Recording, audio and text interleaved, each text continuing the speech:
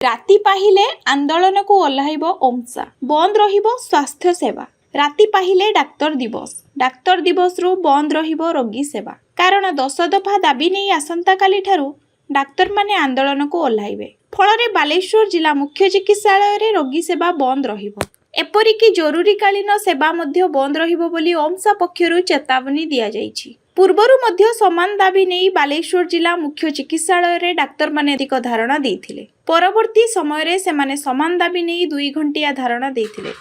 केंद्रीय हार रे डीएसीपी लागू करिबा, पे स्ट्रक्चर रे लेवल 15 उच्छेद करिबा, प्रमोशन कमिटी गठन करी नियमित भाव डाक्तर को प्रमोशन देवा भली 10 दफा दाबी रे ओमसा पक्षरु धारणा दिया जाइथिला। तेबे स्वास्थ्य मंत्री, स्वास्थ्य सचिव डाक्तर मानकर दाबी उपरे ओमसार कर्तृपक्षक सह आलोचना करने सहित 3 मास समय मागिथिले।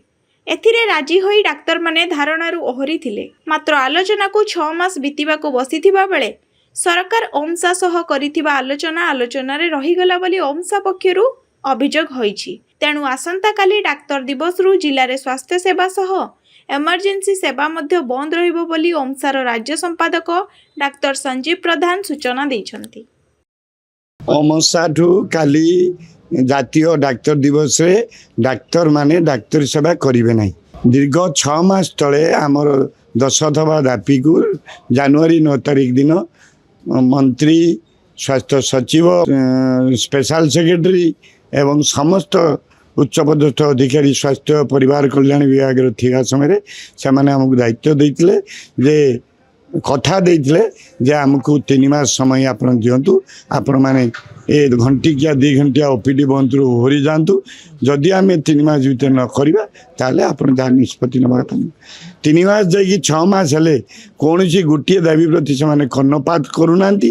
तेणु ओमसार general body, action committee, CWC, CEC समस्त निष्पत्ति अनुजाई आसंता काली डाक्तर दिवस रे आम डाक्तर सेवा बंद कर। सेंट्रल डीएसीपी लेवल 15 उच्छेद, स्पेशलिस्ट अलाउंस, एडमिनिस्ट्रेटिव अलाउंस एवं दातर डाक्तर को डीएसीपी एवं तांकर स्पेशलिस्ट अलाउंस दबा। एमरजेंसी सेवा मध्य एथर आम जेहेतु 6 मास आम कथा शुणिलु, आमको से बाध्य कर एमरजेंसी सेवा आमको आम करूँ ना। हाँ, बंद रही एमरजेंसी सेवा बंद रही।